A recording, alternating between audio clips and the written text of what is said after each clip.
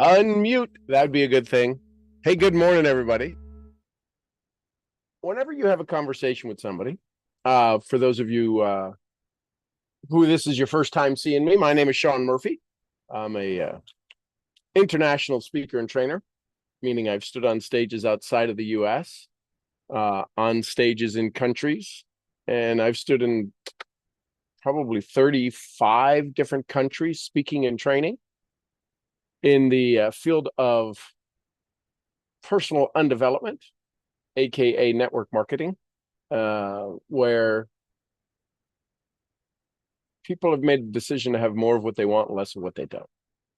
Not everybody fulfills that dream. Most people want that. Most people want to do that.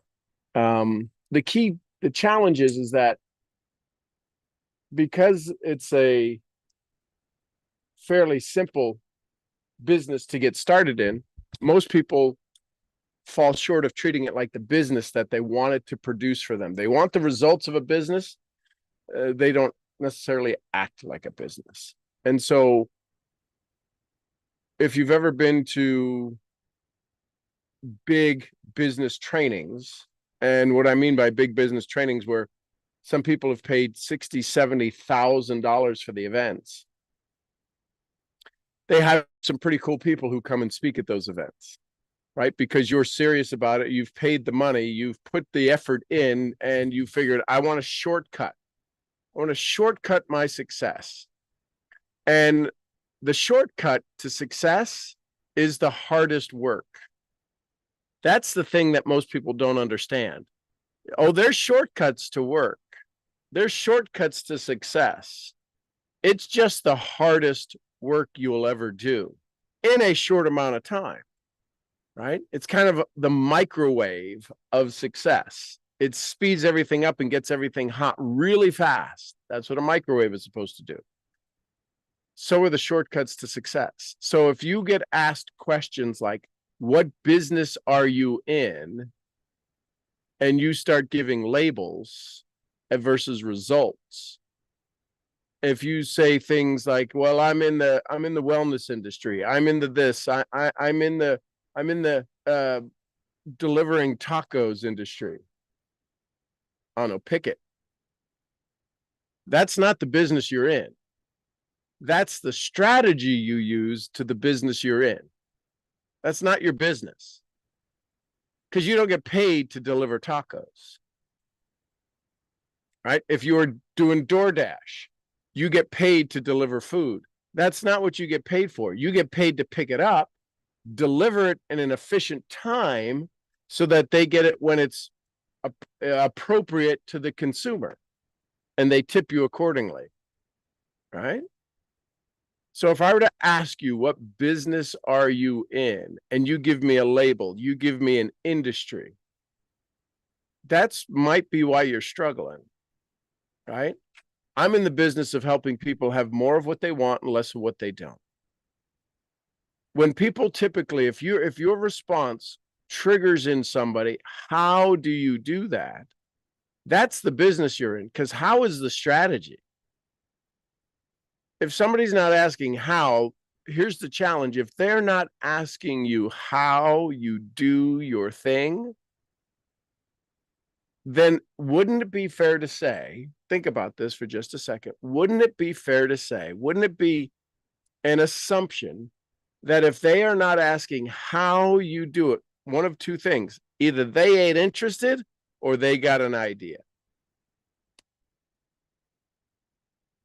They ain't interested. If they're not asking, well, how do you do that? The business you're in sucks. For them, not for you, for them. They don't care about it. They don't want to know how you do that. Or they assume they know how you do it and they don't want to be a part of it. Well, that's a big problem. Yeah, it kind of is. So you've narrowed it down so far that nobody can see that they could become a part of it. You go to a train station. What's the Molly, what are you doing? You go to a train station and you want to get on a train going to New York. You can go to the train station and buy a ticket all day long. The question is the first thing they're going to do is ask you where you want to go. Well, I want to go to New York. Yeah, but I don't like that train. I want to get on the train that goes to California. Well, I can sell you a ticket for that one. Yeah, but I don't want to go there. And now the confusion starts. You're selling a ticket to New York, and people think they're getting on a train to go to California, and they don't want to go there. So if I were to ask you what business you're in, what's your response? So the next question I would ask you is, how's business? How's business? Well, not so good. I'm struggling. Well, one of two reasons. Either you ain't good at the business or the business doesn't work. I mean, this is what's called mental toughness. This is what's called delusional thinking, the end of delusional thinking. What business are you in? How's business? Business isn't good. Why isn't it good? Let's look at the business you're in, the business model you're in. Are other people succeeding? Yes. Well, then either it's unique only to them or you aren't good at business. So it gets very basic. Very basic, very fundamental when you start to ask these big questions. What business are you in? How's business? Okay, so then you answer those questions. How's business? Well, not so good. What are you doing to change it? Well, I don't know. That sounds like network marketing. People get in, they get excited, and then they don't do the work. I can promise you, you miss a mortgage payment, they got letters coming. They got people in place that can start reminding you to make a payment. I know all about that. In 2009, we wound up with about $1 million in debt. People found your number. People I'd never given my number to found my number. And they would call regularly. Now, I'm not saying that's your business. That was their business, and their business was to get their money, period. Your business is to share the value of your service, and a presentation doesn't share the value of your service. That's a marketing piece. A marketing piece doesn't share the value. It tells a story, maybe, it's usually one-sided. What is the value that you are going to bring to your marketplace? Jim Rohn said it best. You want to increase your income, bring more value. You don't have any income right now, you're not bringing value. Busy is not value. You have to make a decision. What is it that I'm going to go do? How do I bring more education, more value to people so that they say, I got to be in your world? That's the question. So what business are you in? How's business? What are you doing to grow your business? Now, we wouldn't talk to a prospect that way, or would we? What business are you in? Well, I don't have a business. I'm an employee. So that's your income model. What income model are you currently using to take care of your family? Well, I use two income models. I work here and then I work part-time there. Okay, great. How's business? Not so good. Why is it not so good? Because I'm still struggling to make ends meet. What are you doing to improve it? Well, nothing. Okay. How's that working for you? The conversations can get real clear. The challenge is we don't want to have clear conversations because here's the kind of unspoken rule. If you don't point out my shortcomings, if you don't point out where I'm failing, I won't point out where you're failing. And if I don't point out where you're failing, you can't point out where I'm failing. That's the common theme. That's why most people struggle in the sales profession, is that we don't want to point out challenges. You're there to fix something. What is it that you fix? I don't fix anything. I just share a product. For what fix? What business are you in and how's business?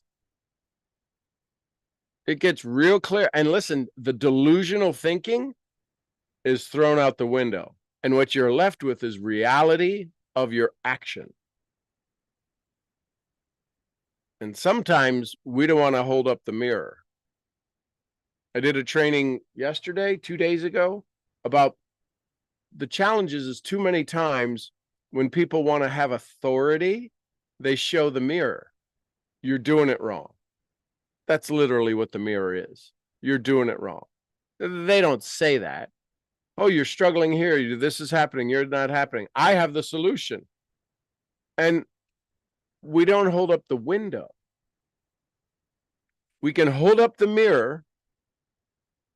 We have to transition. Our goal is to get the mirror put down as fast as possible and hold up the window. And the window is where they can see possibility. And you know how they want to look through the window? You know they want to look through the window. You know how they're telling you, I want to look through the window, which is a very small window, one of the panes of the window that they want to look through because they're in such desperate need of it. What's the question most people get asked that they're so fearful of? How much money have you made? Now, if you look at a window and there's the panes on the window that you got the little crisscrosses, the trellis, I guess, whatever it's called. And if people are asking you, so how much have you made? They say, show me the future. That's what they're asking you. Show me the future. Show me the window that you're looking out of. I want to be in that place where you're at. 98% of the people go, well, I haven't really made a check yet. Because you painted a money window. You talk to them about money. There's 17 ways to make income. You can make 7 figures here. You can do this. Awesome. That's cool. Show me the window that you're looking through. How much money have you made? Whatever you talk about, they want to see proof of. And the reason we talk about money and so big, because we got no proof of it. We have proof that it works, proof of other people. That's why you may have to borrow other people's windows. It's called 3 ways. It's called third-person marketing. So that's some conversation for you this morning. A little Friday morning.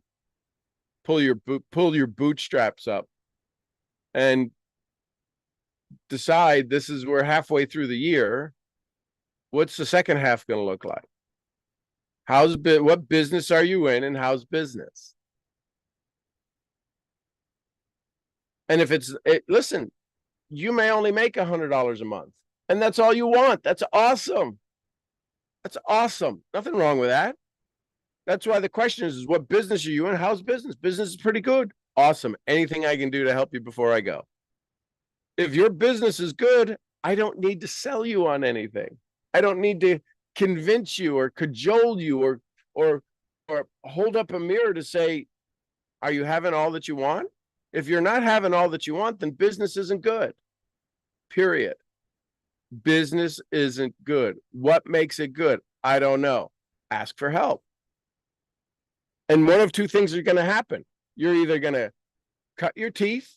Tony Robbins says this. You're either going to cut your teeth or cut a check. You've got to go do the work. Oh, and by cutting a check doesn't give you access to the club. You got to go do the work. Right? If that was the case, every time anybody who went to rehab paid the bill, they should be cured. What's the one thing we know about addicts? Most addicts. There's some oddballs that are out there that don't even need to go to rehab. They wind up taking care of themselves and they wind up getting better all on their own. They're rare beasts. But what happens when somebody goes to an addict, buys a weight loss program? What are we wired to do? Well, I bought the program. I don't know why it didn't work for me. Did you ever use it? Did you ever put it in your mouth? Well, no, I mean, I didn't like the way it tasted. Oh, it's not that it didn't work for you. You didn't make it work. People who pay $20,000, $30,000, $50,000 to go to a rehab center. 6 months later, they leave the rehab center and they go get drunk. Writing a check doesn't give you access to the solution. You have to go do the work, and there's no shortcut around doing the work. I've been in the profession of sales for 40 years. Now even longer. Wow. I got to update that. 50 years. Yikes. And the one thing that I know is that when you're in the position of sales, you have to transfer something. You have to get paid for what it is you get paid for. And I've had so many people, myself included, have bought books, have gone to trainings and everything else. And the fact that you wrote a check didn't give you the experience, didn't give you the knowledge. There's people who have multi-million-dollar libraries in their books, multi-million-dollar worth of libraries, and they're not making a penny from it. There's people who have some journals, $1 million ideas in journals, not doing a penny with it. So my suggestion for you today is decide what business you're in, how's business, and that answer, once you decide what business you're in and how's business, now you have a chance to make a choice. Is this a business I want to be in? Is this a business for me? Is this a business that I can go create some income in? And if it is, what do I need to do right now, this moment, right now in this moment to move the needle? To say you're in the business and the needle's not moving, up or down, is not a good thing. If the needle's not moving, you ain't in that business, period. You are not in that business. You got to make a decision. Once you make a decision, you can get help. If you don't make a decision, that's like going into a grocery store going, I'm hungry. Well, what do you want? I don't know. Okay, we got everything you want here, and then we got everything that you can make just about everything you want here. What do you want? I don't know. I'm not really hungry. Oh, okay. So then you go into the grocery store and say to the next person, what can I help you with? Yeah, but no, you were working with me. You're not hungry. What? We got 38 aisles of food and 70,000 SKUs, and we got all this stuff. We got everything you want. And if we don't have it, we got the stuff you could buy to make it. What do you want? I don't know. Okay. Let me know when you're ready. You can sit over there and figure out what it is you want. So that's my conversation for you this morning. Questions, comments, thoughts, takeaways. I gotta put my glasses on. I think somebody wrote something in the comments. They could have been saying hello to somebody else. Good morning. Good morning. Yep. Good morning, Sean. Good morning, Selka. How are you this morning? Outstanding. What does your T-shirt say? I can't read it. It just says Murphy. Yep. Completely unexplainable. It says a lot. It does. I can't read it upside down. Did you get that as a present or did you buy that? Yeah, a professional at lie detecting. That's what this one says. Professional at lie detecting can offer you can offend you with their honesty. Wow, who knew that this morning? That might be a T-shirt for me. Their mind will always be 10 steps ahead of yours. The sweetest with the, I don't know, can't read that upside down.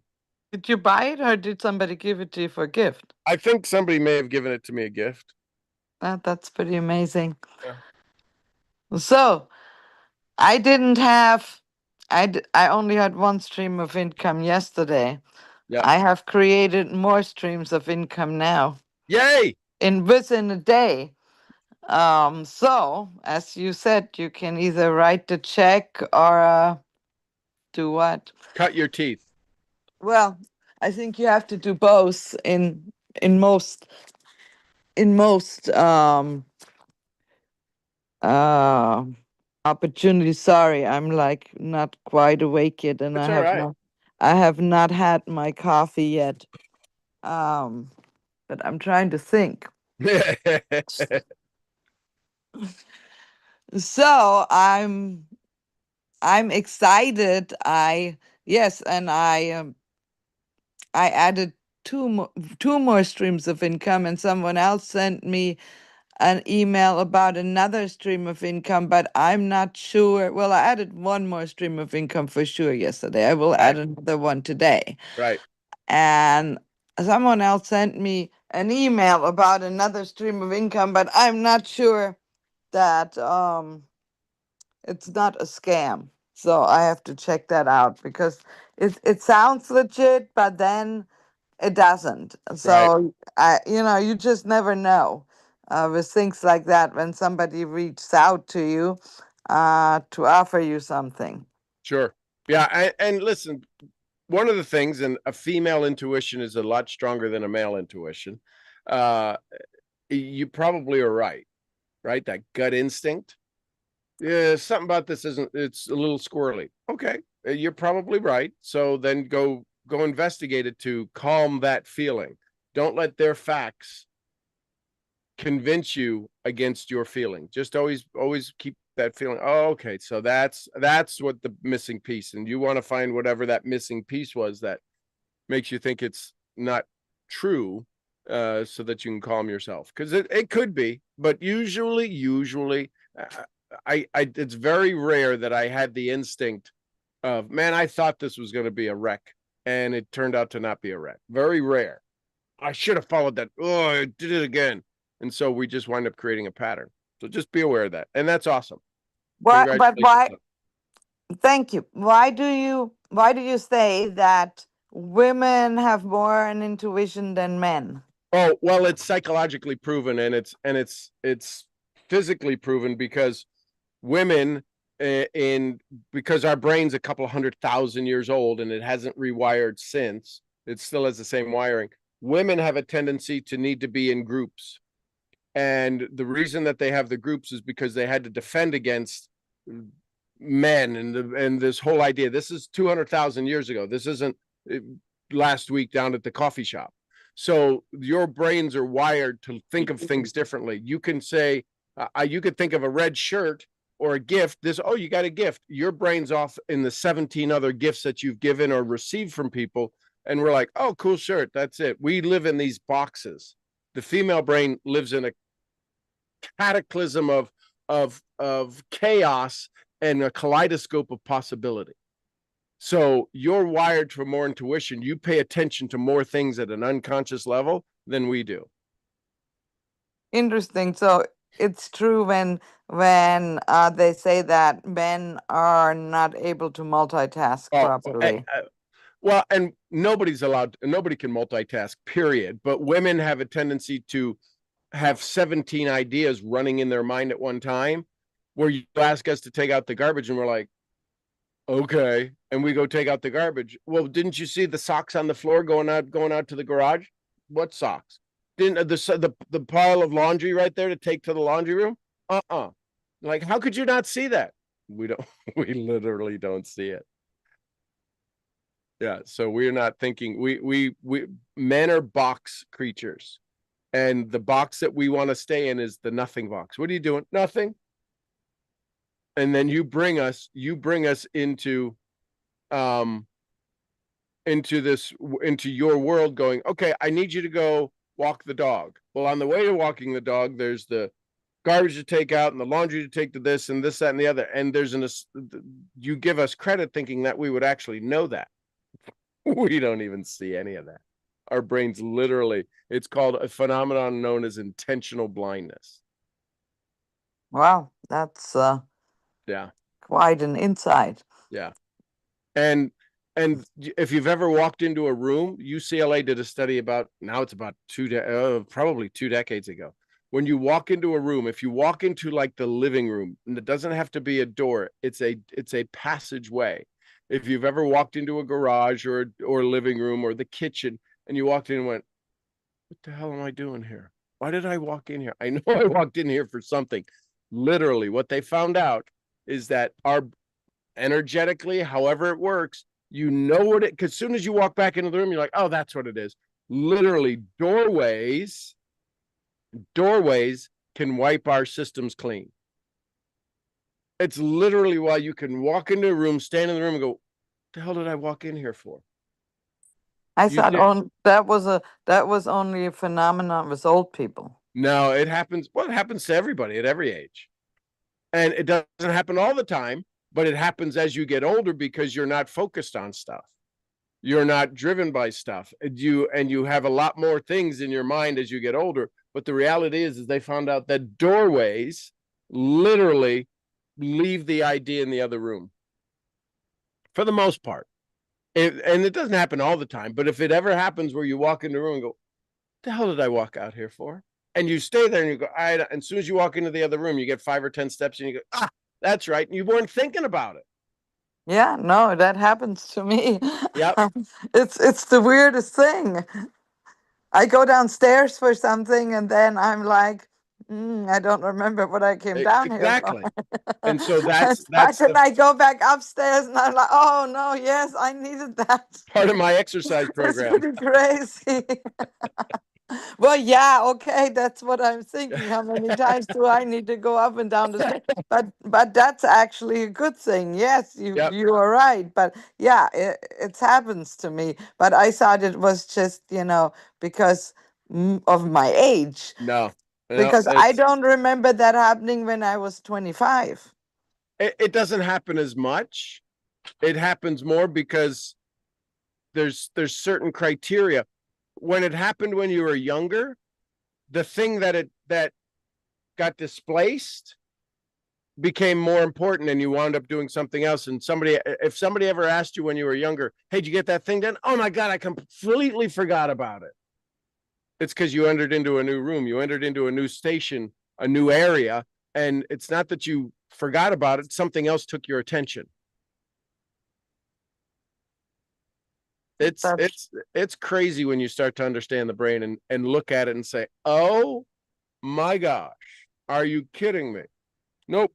And it doesn't matter what language you're in. It doesn't matter what culture you're in. It doesn't matter what country you're in. This is a brain related process. That's interesting. Do you think this happens more to women than men? Because women 100%. Because and I have a lot on my mind. So well, we all have a lot on our mind. We just don't want to think about it. And women have a tendency, they have to organize it all.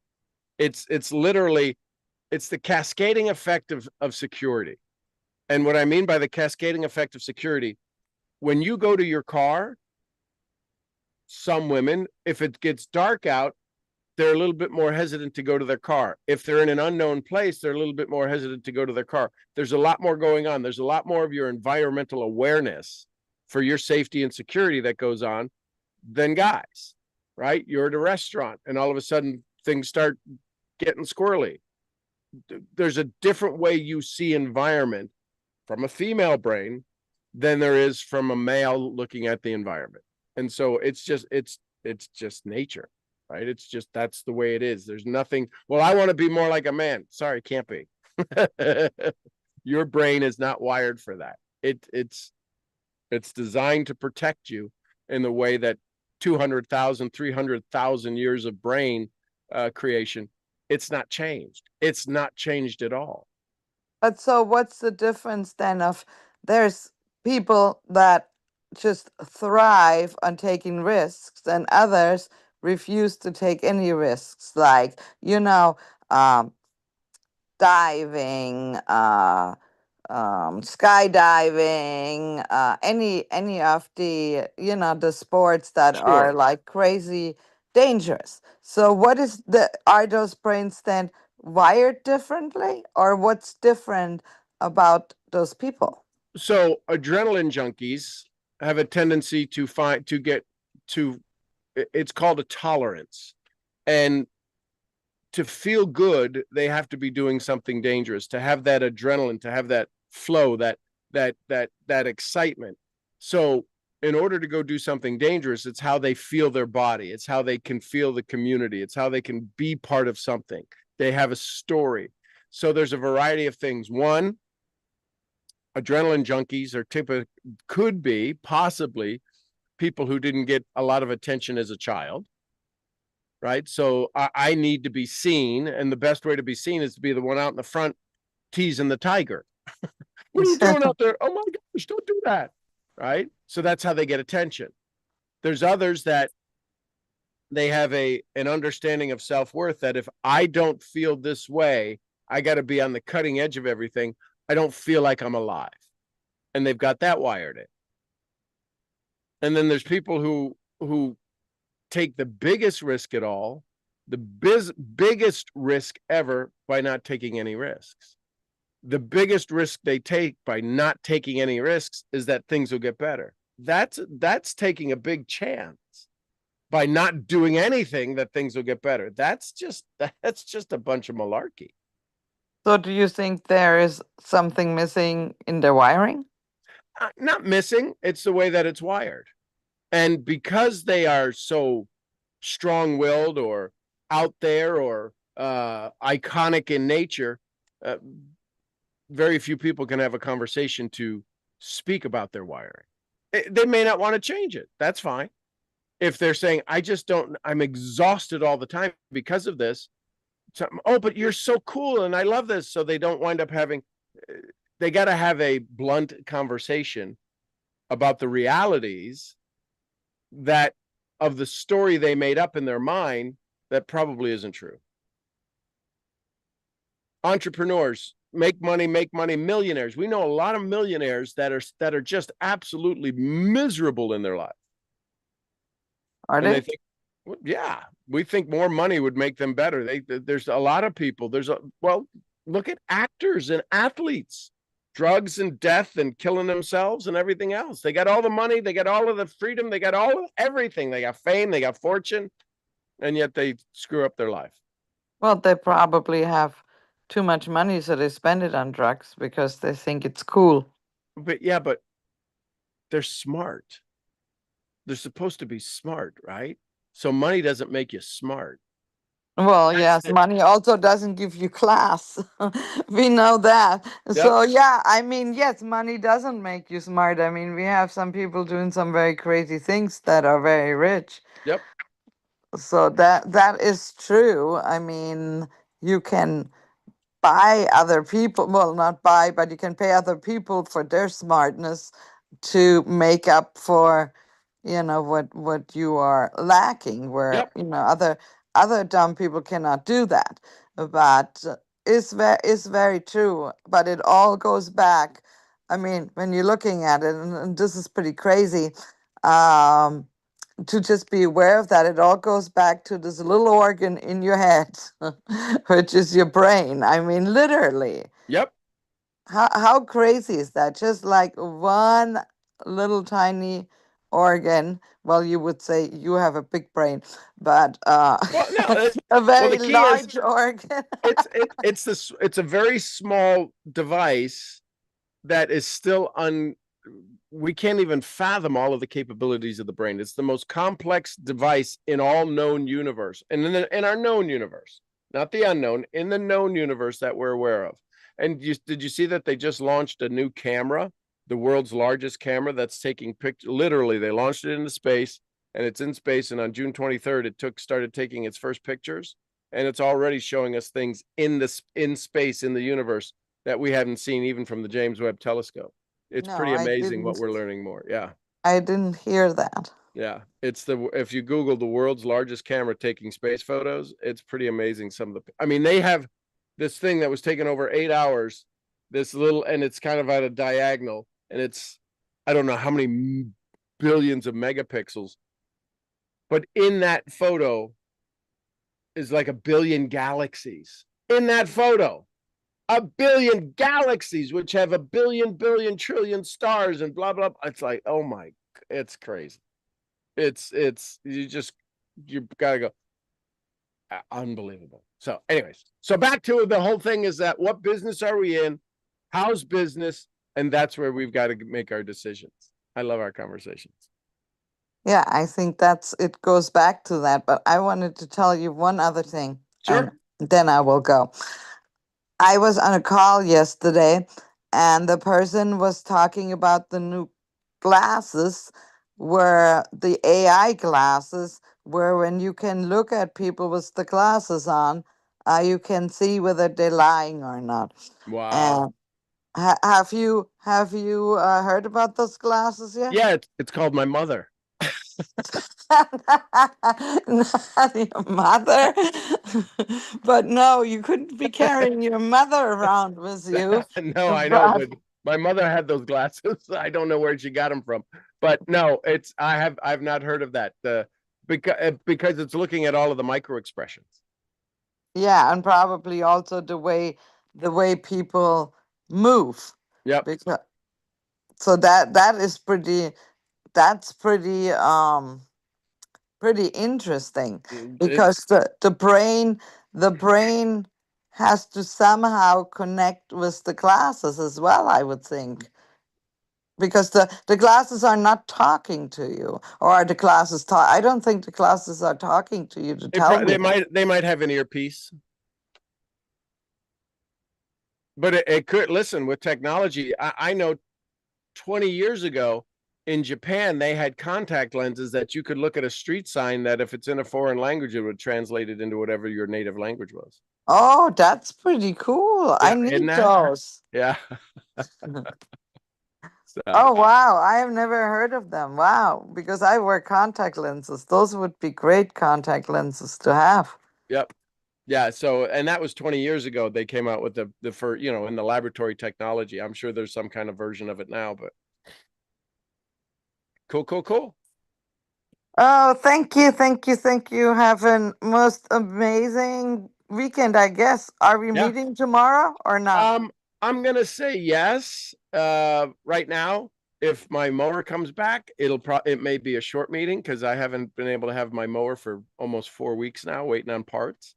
So hopefully, all the parts came in yesterday, and he'll have it fixed today, and I'll be able to cut grass tomorrow. You have not had a mower for No, all that grass? yeah, tell me about it. I've been borrowing the neighbor's brush hog, and so I've cut some areas. I've cut a lot of areas, but it needs some TLC from my mower. Well, maybe we can send AJ over there to help you. Yes. Love it, love it, love it. Love you. Thank you, thank you, thank you. Who else? Thoughts, comments, questions, takeaways, business, mental toughness, end of delusional thinking.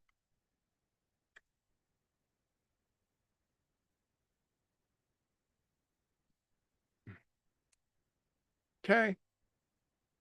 I hope everybody has an amazing conversation with their world today, and that you have more of what you want, less of what you don't. So with all of that, I'm your head of brain training, brain scrambling. Let's go have some fun, Misfit. And remember the business we're in. I'll see y'all where? At the next event. At the next event. There's Amber Connect. Hey, Amber. I just saw that in the screenshot. In the actually the attendees. Good to see you here this morning. Somebody give me some. What's the next one? Lydia's. Please be with us. Peace be with us. Peace be with us all. The queen of helping you figure out your business and how business is, Jessie Lee Ward. Boss Lee. Boss Lee, we love you, girl. All right, everybody, a little white fluffy floating around. Gurgly. Gurgly, gurgly. All right, everybody, we'll see you all tomorrow morning. I'll have a surprise for you. I don't know what it is, but it'll be a surprise for both of us. Love you, ton.